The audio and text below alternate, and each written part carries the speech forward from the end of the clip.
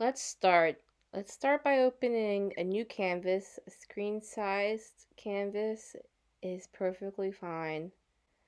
Now I'm going to choose my brush and I'm going to start to write my word that we will animate. You can choose your own word. Anything is fine. I'm choosing hello. I decided to add a word balloon for fun. You can add a word balloon too if you want to, but you don't have to.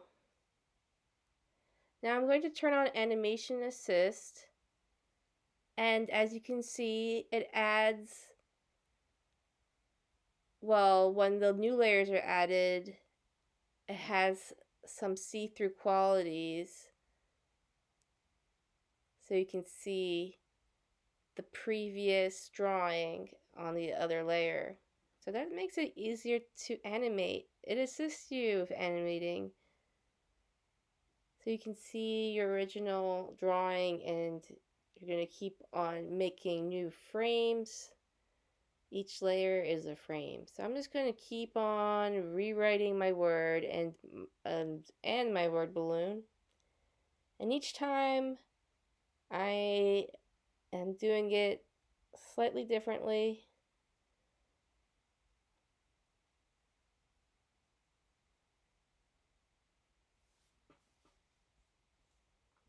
The more layers you have, the cooler it's going to end up looking. So I'm going to do as many as I can.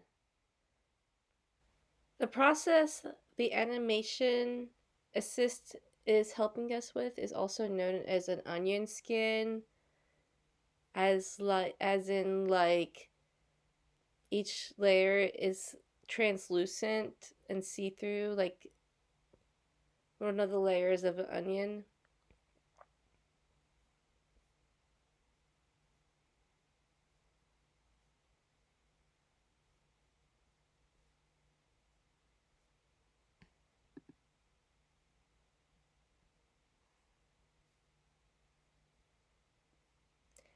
So if you hold your shape for a while, Procreate will change it into like a more perfect type of shape, which sometimes you might want and sometimes you may not want.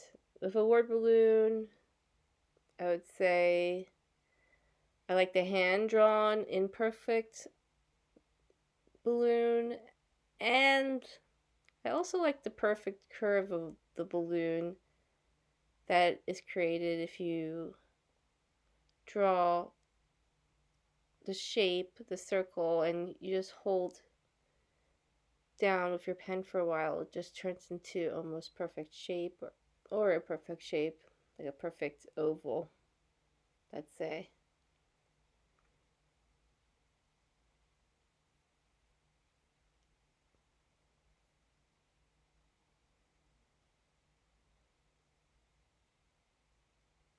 Like that.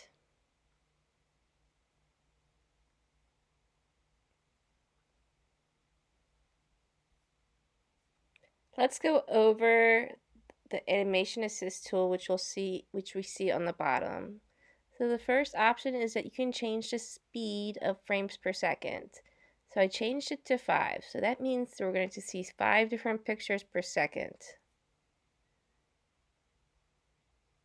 You can do on the bottom you can see it says one shot. So it goes through the animation once. The second one is loop and the third one is ping pong. So this is ping pong. So it goes back and forth through the series of pictures. So it actually goes backwards. And then there's loop, which goes in an infinite loop through the pictures in the same direction. And that's the most popular one. I think for this project, I'm actually going to go with the ping pong effect. And it looks cool, so it works for me. But see which one works best for you. On this slider here, you can change the onion skin's opacity, and you can change how many frames of the onion skin you could see at a time. So those are those middle sliders. So here's my animation. It looks cool. I like it.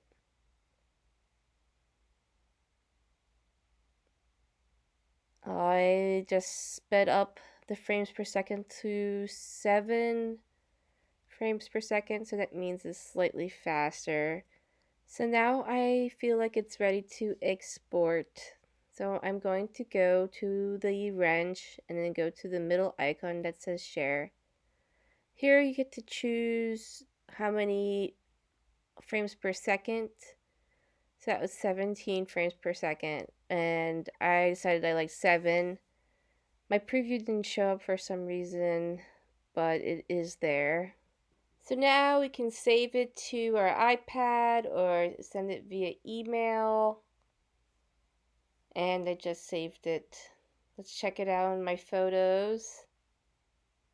So here it is. Looks cool. I like it. What do you think? From there, we can call it a day if you're okay with a white background, but let's say you want to have a clear background, like one of those stickers that you see online. So what you're going to do is go to your background layer and turn it off. And in my case, I'm going to add a white shape underneath the line art.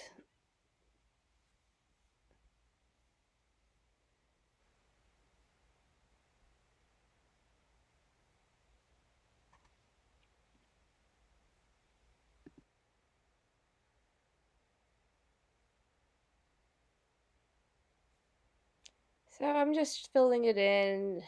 It's not perfect. That's okay, because I can just erase parts that are not. So I'm keeping it underneath the line art for now, and it's in a group together.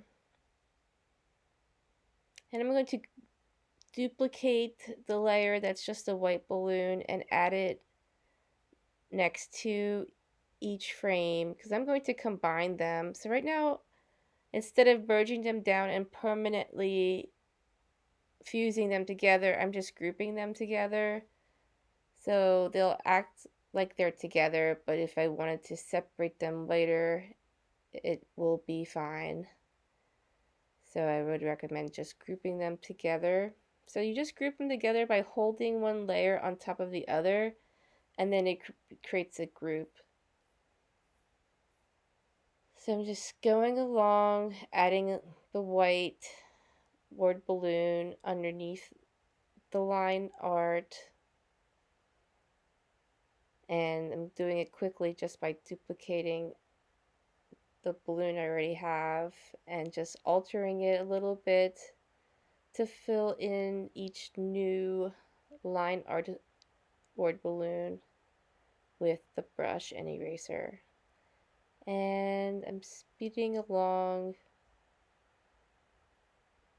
to quickly have this function. So this part is just if you want to have a word balloon with the see-through background. And I recommend it because once you have it, you can text it to somebody and it will look really cool without a background.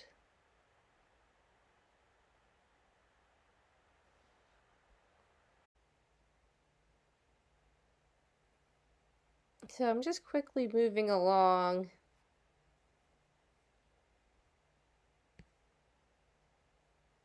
adding the white bubble to each frame of line art and grouping them together so they'll act as a unit, so they'll work together in the animation process.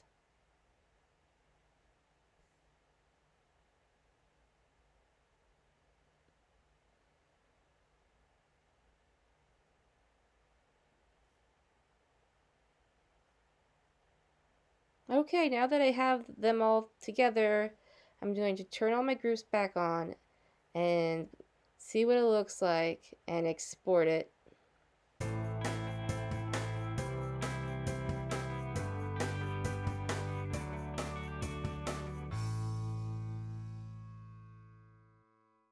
It will save in photos. So here it is. This is my GIF without a background. Hope you liked it. I am looking forward to seeing what you will make.